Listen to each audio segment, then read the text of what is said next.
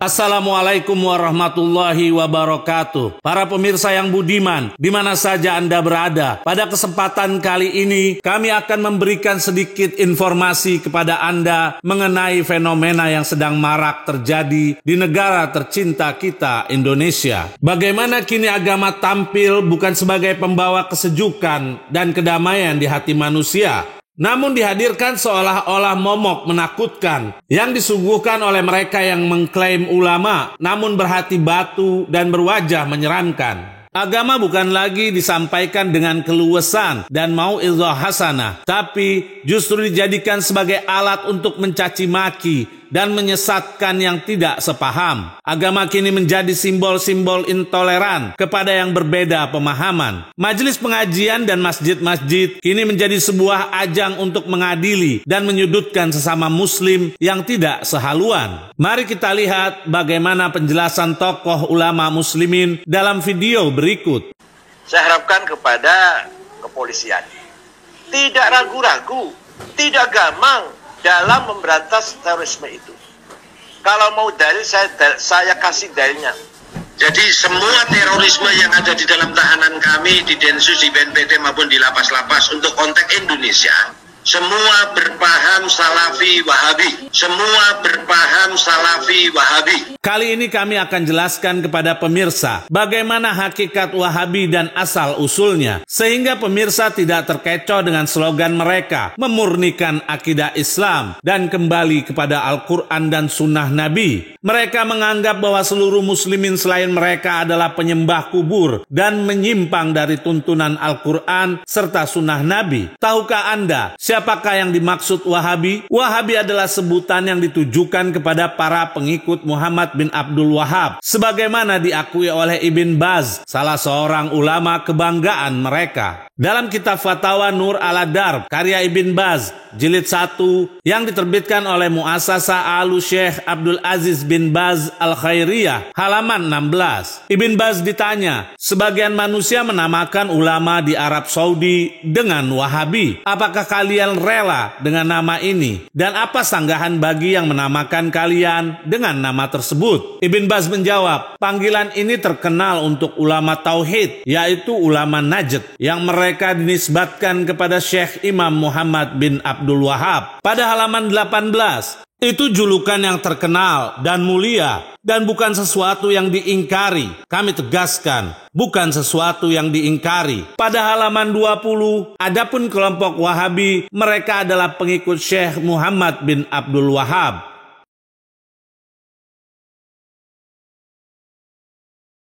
Kelompok Wahabi tidak mengikuti imam mazhab manapun secara jelas kecuali Muhammad bin Abdul Wahab, sehingga kelompok sempalan ini tidak bisa digolongkan ke dalam Ahlus Sunnah. Silahkan pemirsa simak video berikut. Baiklah, setelah panjang lebar saudara, akhirnya saya berikan informasi. Kemarin tanggal 25 Agustus tahun 2016 digelar Muktamar Aswaja di Cesnya. Muktamar Aswaja di Cesnya. Muktamar tersebut dihadiri oleh ulama-ulama Ahlus Sunnah dari berbagai penjuru dunia. Dihadiri oleh Mufti Mesir, dihadiri oleh Syekh Al-Azhar, dihadiri oleh Al-Habib Umar bin Hafiz, saudara dari Yaman, dihadiri oleh Habib Ali Al-Jufri, saudara dihadiri oleh dosen-dosen akademi dan lain sebagainya. 1000 ulama lebih dari seluruh dunia hadir dari kalangan Ahlus Sunnah wal Jamaah. Dan mereka memutuskan bahwa Ahlus Sunnah wal Jamaah, saudara, dalam urusan mazhab fikih saat ini yang ada tersebar di muka bumi ada 4, Hanafi, Maliki, Syafi'i, dan Hambali. Kemudian di dalam urusan mazhab akidah, saudara, mereka memutuskan bahwa Ahlus Sunnah itu adalah akidah Al-Maturidiyah dan Al-Asy'ariyah. Sebagai catatan, kebanyakan ulama Hanafi ikut Maturidiyah. Kebanyakan ulama Malikiyah, Syafi'iyah, dan Hambali mengikuti akidah Asy'ariyah. Nah, kemudian keistimewaan daripada kedua akidah ini adalah ashabut tafwid wa ta'wil. Mereka mengakui thariqah tafwid dan thariqah ta'wil. Nanti kita jelaskan apa yang dimaksud tafwid dan ta'wil. Jadi ini yang diumumkan oleh mereka, saudara. Lalu apa yang terjadi? Saudi ngamuk besar. Karena Wahabi Saudi nggak dimasukkan ke Ahlus Sunnah. Hari ini kalau Anda buka berita di Saudi, saudara, baik di surat kabar, di TV dan lain sebagainya, mereka mengecam habis muktamar ini. Mereka katakan ini muktamar buatan Iran, ini muktamar buatan Rusia, ini muktamar buatan Yahudi, ini muktamar memecah belah umat dan seterusnya. Nah, saya ditanya, Habib gimana itu? Kok Wahabi Saudi nggak dimasukin? Ya saya jawab, ya udah tepat itu putusan. Lalu bagaimana kalau Wahabi Saudi mau dimasukkan? Bisa. Tadi kan sudah kita sebutkan syaratnya, saudara. Bisa. Kalau mereka mau dimasukkan, saudara, mereka harus evaluasi kembali. Yaitu tentang akidah tasbih, akidah tajsim, saudara. Dan juga tentang trilogi tauhid yang selama ini mereka jadikan pegangan. Itu yang menjadi persoalan yang dinilai oleh Aswaja, saudara. Saudara, kalau soal tabarruk, soal tawassul, soal maulid, soal Isra Mi'raj, itu masalah furu'. Mereka ditolak sebagai Aswaja bukan karena itu, bukan, saudara.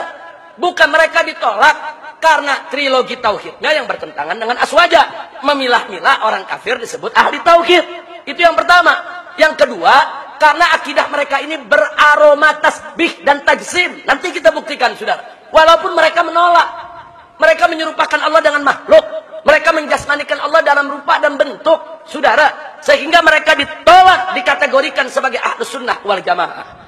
Jadi kalau Saudi nggak mau dikategorikan di luar Ahlus Sunnah wal Jamaah, jangan menyerupakan Allah dengan makhluk, jangan menjasmanikan Allah dalam rupa dan bentuk, jangan memilah-milah trilogi tauhid, jangan orang kafir disebut ahli tauhid. Dan ada yang tidak kalah pentingnya, jangan seenaknya mengkafir-kafirkan orang di luar Wahabi.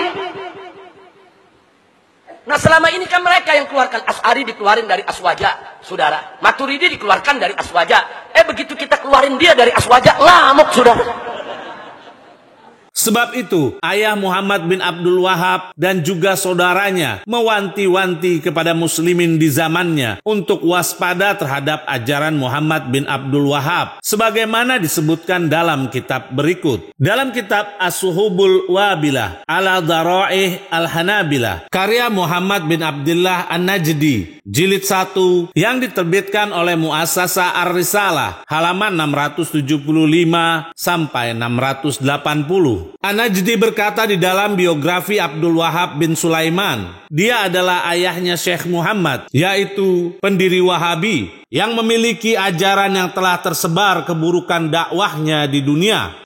Tetapi di antara keduanya ada pertentangan besar. Hanya saja Syekh Muhammad tidak menyebarkan ajarannya kecuali setelah kematian ayahnya, dan telah mengabarkan kepadaku, yakni penulis kitab, sebagian orang yang aku temui dari sebagian orang yang pakar ilmu tentang sosok yang sezaman dengan Syekh Abdul Wahab ini. Sesungguhnya dia murka besar terhadap putranya yang bernama Muhammad, dikarenakan dia, yaitu Muhammad, tidak ingin mempelajari fikih seperti para pendahulunya. Dan dia berfirasat, yaitu firasat ayah ke anaknya, akan terjadi hal-hal baru atau bid'ah darinya, yaitu dari Syekh Muhammad. Lalu dia berkata kepada orang-orang, kalian lihat dari keburukan yang dilakukan oleh Muhammad, yaitu bin Abdul Wahab. Sesungguhnya Allah telah mentakdirkan sesuatu terjadi, maka terjadilah. Begitu juga putranya Abdul Wahab yang bernama Sulaiman, saudara dari Syekh Muhammad. Dia adalah orang yang menolak ajaran Syekh Muhammad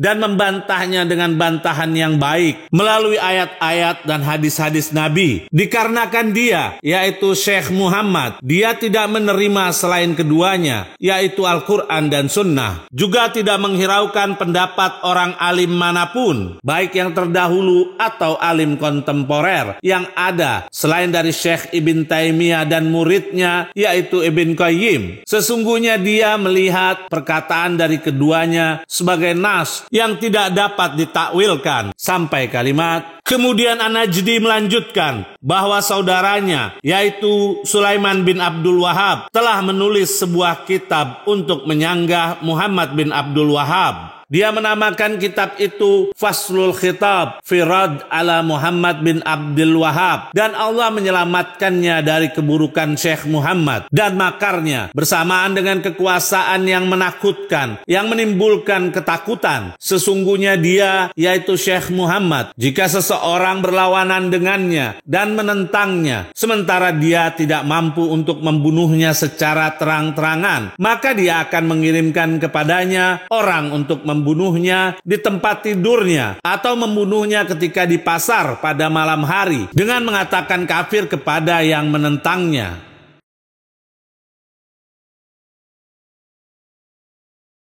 Perlu para pemirsa ketahui bahwa ajaran yang diikuti dan disebarkan oleh pendiri Wahabi ini merupakan warisan usang dari seseorang bernama Ibn Taimiyah. Sebagaimana hal tersebut dinyatakan dan diakui oleh salah satu tokoh ulama mereka bernama Al-Ghaniman dalam kitabnya As-Saba'iquz Zahabiyah karya Abdullah bin Muhammad Al-Ghaniman yang diterbitkan oleh Dar Ibn al-Jauzi, cetakan pertama tahun 1430, halaman 38. Al-Ghaniman berkata, pada kenyataannya, dakwah Syekh Muhammad bin Abdul Wahhab adalah sebagai kepanjangan tangan dan jejak dari pijakan Ibn Taimiyah. Kami tegaskan, kepanjangan tangan dan jejak dari pijakan Ibn Taimiyah. Karena Muhammad bin Abdul Wahhab telah menyampaikan dalam kitab-kitabnya, yaitu Ibn Taimiyah, dan mereka telah mengambil manfaat dari kitab-kitab tersebut.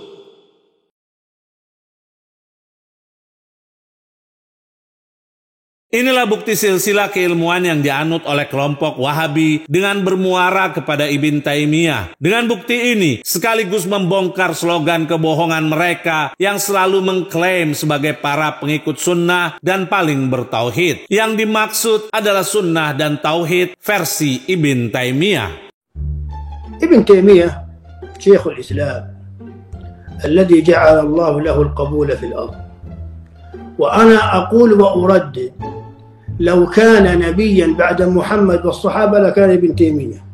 Perlu pemirsa ketahui bagaimana pribadi Ibn Taimiyah, sang panutan kelompok Wahabi yang berkembang saat ini, yang mana mereka amatlah mudah mengkafirkan, membid'ahkan, bahkan memusyrikkan ajaran yang tidak sepaham dengan mereka, dan bersikap layaknya polisi pengawal agama. Yang seharusnya kita lakukan adalah mencari pernyataan dari ulama lain tentang apa yang dibawa oleh Ibn Taimiyah, sehingga nantinya orang awam dapat menilai bahwa sosok ini tidak layak untuk dijadikan panutan. Namun sayangnya, para pengikut Ibn Taimiyah berlomba-lomba untuk menghiasi dengan segala macam hiasan terhadap pribadi Ibn Taimiyah. Karena itu, sangatlah wajar ketika orang awam ini termakan dan terpengaruh oleh apa yang dibawa para ustadznya. Sekarang mari kita simak pernyataan dari sebagian ulama Ahlus Sunnah yang sesungguhnya mengenai pribadi Ibn Taimiyah. Di antaranya dalam kitab Al-Jauharul Munazzam karya Ibn Hajar Al-Haytami, salah satu ulama Ahlus Sunnah, yang diterbitkan oleh Dar Jawami Al-Kalim, halaman 28. Ibn Hajar Al-Haytami berkata, siapa itu Ibn Taimiyah sehingga dia harus dinilai atau semua persoalan agama dipercayakan kepadanya? Siapa dia melainkan sebagaimana yang dikatakan sekelompok imam yang menghukumi bahwa pernyataan-pernyataannya yang rusak, argumennya lapuk, sampai mereka membeberkan kesalahannya, keburukan khayalan dan kekeliruannya. Sampai kalimat, siapa Ibn Taimiyah itu? Tidak lain, dia hanyalah seorang hamba yang telah disesatkan Allah dan dikenakan pakaian kehinaan karena menebarkan fitnah dan kebohongan.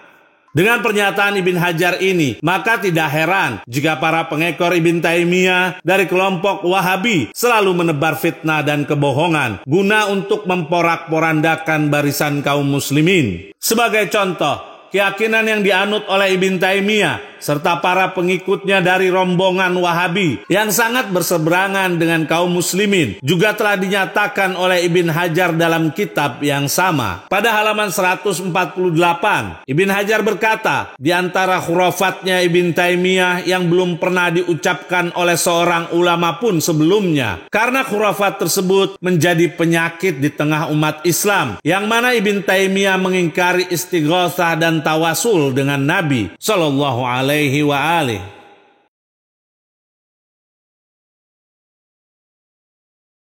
Terbukti di masa sekarang dengan berani kelompok Wahabi mencap orang yang telah melakukan istighosah dan tawasul sebagai musyrik. Dan ini bukan merupakan fitnah, namun kenyataan yang telah diucapkan oleh Ibn Hajar. Semoga jelas bagi para pemirsa akan kedudukan Ibn Hajar yang mengkritik keras akidah yang dianut oleh Ibn Taimiyah. Namun dengan sombongnya para ustadz Wahabi yang baru lahir tidak menggubris atau memperdulikan apa yang dinyatakan oleh Ibn Hajar tadi. Memangnya mereka siapa dibandingkan beliau? Ulama Ahlus Sunnah berikutnya yang mengkritik Ibn Taimiyah karena keyakinannya. Dalam kitab Ruhul Ma'ani, karya Al-Alusi, salah satu ulama Ahlus Sunnah, jilid 6 yang diterbitkan oleh Dar Ihya At-Turath Al-Arabi pada halaman 126.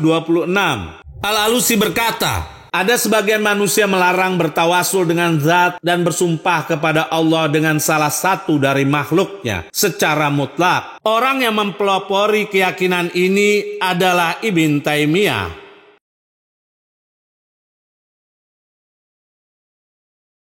Lagi-lagi Ibn Taimiyah telah membangun akidah yang tidak sepaham dengan kelompok muslimin. Bahkan dia menyebarkannya kepada kaum awam, sehingga sampai sekarang masih ada yang mengikuti jejak ajarannya. Ulama Ahlus Sunnah berikutnya yang mengkritik Ibn Taimiyah karena keyakinannya adalah As-Subki. Dalam kitab Faidul Qadir, karya Al-Manawi, salah satu ulama Ahlus Sunnah, jilid 2 yang diterbitkan oleh Darul Kutub Al-Ilmiyah, cetakan tahun 2001, halaman 170.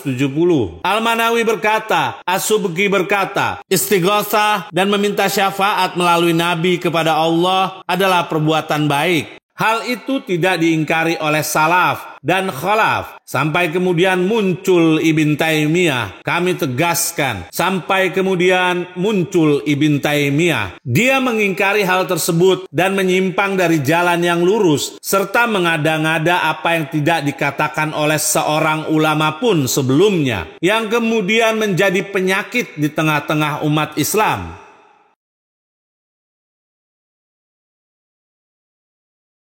Betul sekali apa yang dikatakan oleh Imam As-Subki. Memang kenyataannya sekarang mereka menjadi penyakit di tengah-tengah umat Islam dikarenakan mereka mengikuti imam yang suka mengada-ngada. Kami yakin jika orang awam menyempatkan waktunya untuk mengenal para imam yang berseberangan dengan Ibn Taimiyah, tidak akan menelan mentah-mentah apa yang disampaikan oleh para ustadz Wahabi tersebut. Sekarang mari kita simak pernyataan dari ulama Ahlus Sunnah yang lain tentang sosok Ibn Taimiyah. Dalam kitab Maqalat wa Fatawa Syekh Yusuf Ad-Dujwi, salah satu ulama Al-Azhar yang diterbitkan oleh Al-Hay'ah Al-Ammah, Kairo, cetakan tahun 1981, halaman 256. Berkata Yusuf Ad-Dujwi, lihatlah dalam kitab fikih 4 mazhab, bahkan mazhab Hambali, dalam tata cara ziarah pada Nabi, akan kalian dapati bahwa mereka telah menilai sunnah bertawasul dengan beliau Sallallahu Alaihi Wasallam pada Allah Subhanahu wa Ta'ala. Sampai datanglah sosok Ibn Taimiyah. Kami tegaskan, sampai datanglah sosok Ibn Taimiyah. Ia telah menentang kesepakatan yang ada serta merusak yang tertanam kokoh dalam fitrah manusia, di mana pemikirannya itu telah menyalahi akal dan ketetapan tertulis, yaitu nakal.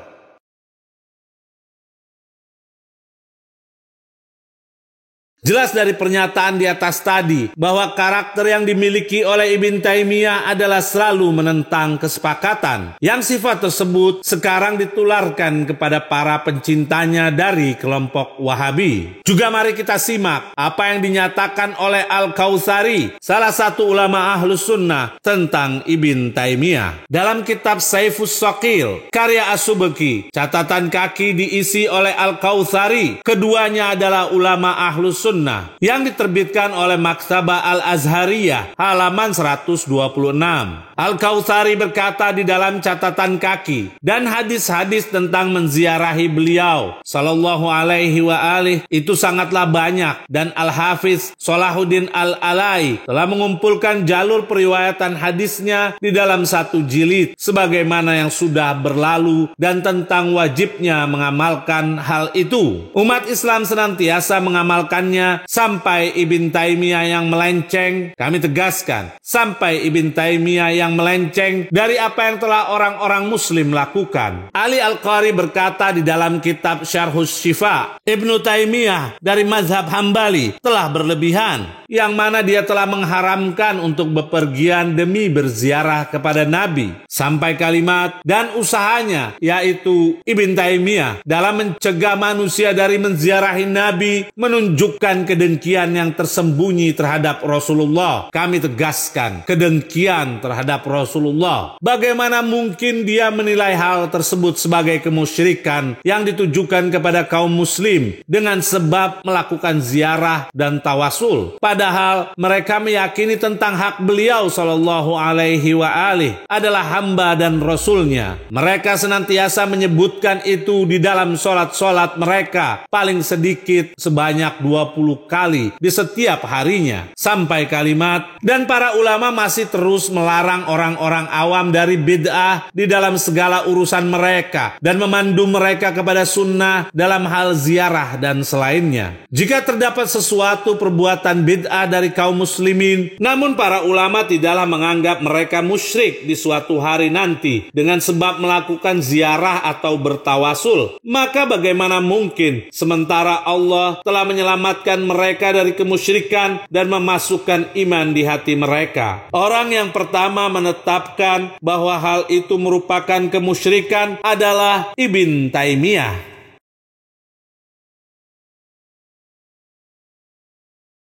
Dengan mudahnya memberi label musyrik terhadap umat Islam, yang mana sampai sekarang label tersebut dilekatkan oleh kelompok Wahabi kepada yang tidak sefaham dengannya. Sebab itu, dagangan yang dijual oleh gerombolan cingkrangnya ini tidak jauh dari kalimat bid'ah dan syirik, dan kembali kepada Al-Quran dan Sunnah, dengan kata lain, Al-Quran dan Sunnah versi pemahaman mereka. Kami akan berikan hadiah kepada kelompok Wahabi dan para pengekornya apa yang telah disabdakan oleh manusia termulia di alam ini. Dalam kitab Sahih Ibn Hibban, salah satu ulama Ahlus Sunnah yang ditahqiq oleh Syuaib Al-Arnaud, jilid 1 yang diterbitkan oleh Muassasah Ar-Risalah, cetakan pertama tahun 1988, halaman 282. Rasulullah Shallallahu Alaihi Wasallam bersabda, sesungguhnya yang paling aku khawatirkan atas kalian adalah seseorang yang telah membaca atau menghafal Al-Quran, sehingga ketika telah tampak kebagusannya terhadap Al-Quran dan dia menjadi pembela Islam, dia akan merubah Al-Quran dan akan terlepas darinya, juga membuangnya di belakang punggungnya dan menyerang tetangganya dengan pedang dan menuduhnya musyrik. Aku, yaitu Hudzaifah, bertanya, wahai Nabi Allah, siapakah yang lebih pantas disebut musyrik, penuduh atau yang dituduh? Beliau sallallahu alaihi wa alihi menjawab, penuduhnya. Syuaib Al-Arnaud berkata, sanadnya bernilai hasan.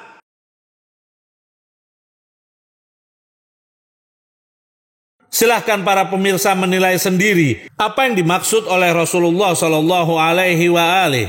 Insya Allah dalam video berikutnya kami akan paparkan dari mana sumber pengetahuan yang didapatkan oleh Ibn Taimiyah. Karena itu kami sarankan kepada para pemirsa agar lebih berhati-hati memilih akidah di dunia ini. Jangan sampai nanti menjadi sesuatu yang mencelakakan di akhirat kelak.